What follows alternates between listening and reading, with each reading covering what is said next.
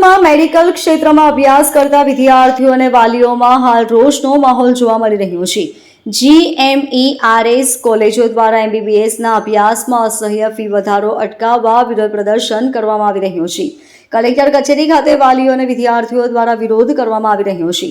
સરકાર દ્વારા GMERS કોલેજોમાં અસહ્ય ફી વધારો કર્યો હોવાનો આરોપ લગાવવામાં આવ્યો છે। ફી વધારાના કારણે મધ્યમ વર્ગના વિદ્યાર્થીઓ માટે MBBSનો અભ્યાસ કરવા માટે ઘણી મુશ્કેલીઓનો સામનો કરવો પડે છે। અત્યાર સુધી જે ગવર્મેન્ટ ક્વોટાની ફી 3,30,000 હતી તે વધારીને 5,50,000 કરવામાં આવી છે। મેનેજમેન્ટ ક્વોટાની ફી ₹9 લાખ હતી તે વધારીને 17 લાખ કરી છે, જે મધ્યમ વર્ગ અને ગરીબો માટે ભરવી અશક્ય છે। એક તો આ વર્ષ દરમિયાન નીટની એક્ઝામમાં ગેરરીતિ થઈ છે, જેના કારણે જે કટ ઓફ મેરિટ ઘણું ઊંચું ગયું છે તેનો ન્યાય હજુ સુધી વિદ્યાર્થીઓને મળ્યો નથી। ત્યાં આ ફી વધારો દાજિયા પર ડામ આપવાનું કામ કરે છે।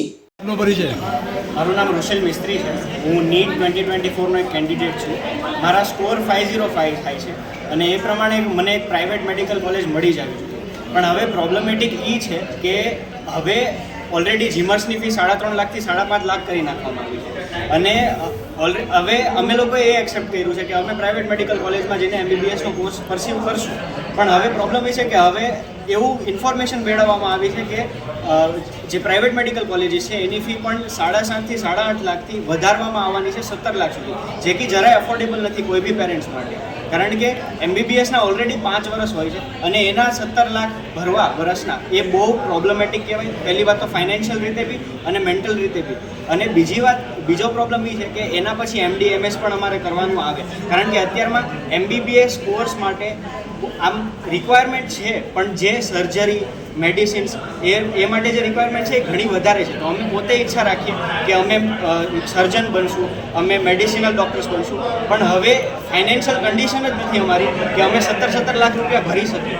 તો અમે કેવી રીતે ડૉક્ટર બનીએ? અમારે તો દેશની સેવા જ કરવી છે ને। હવે અમે ડૉક્ટર જ ન બનીએ અને ઇન્ડિયામાં તો ઓલરેડી ડૉક્ટર્સની બહુ રિક્વાયરમેન્ટ છે અને જોઈએ એટલા ડૉક્ટર્સ નથી ઇન્ડિયામાં।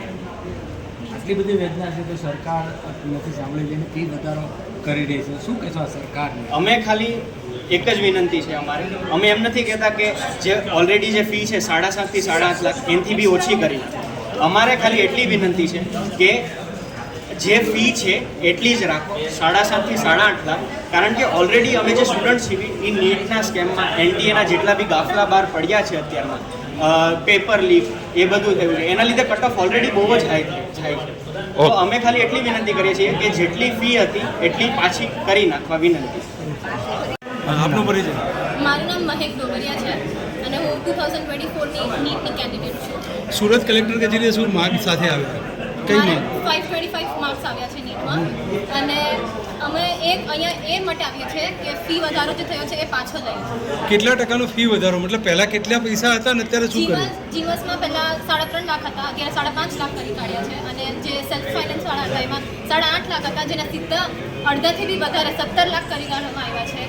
આનાથી તમારા જીવનમાં અને મમ્મી પપ્પાને શું ફરક પડશે? આટલા બધા વધારો કરી નાખો તો મા બાપ અને અમારા બંનેના મેન્ટલ ટ્રીપ પર બહુ જ વધારે એફેક્ટ કરે, મેન્ટલ હેલ્થ બહુ જ વધારે એફેક્ટ થાય છે અને ફાઇનાન્શિયલ કન્ડિશન્સ જેની ના હોય, મિડલ ક્લાસ અને એનાથી ઓછાવાળા જે બી ક્લાસ આપણા સુરત અને ઇન્ડિયામાં છે એ લોકો માટે બહુ જ વધારે પ્રોબ્લેમેટિક થઈ જાય છે। આ ફી વધારો વિદ્યાર્થીઓ માટે કેટલો બધો?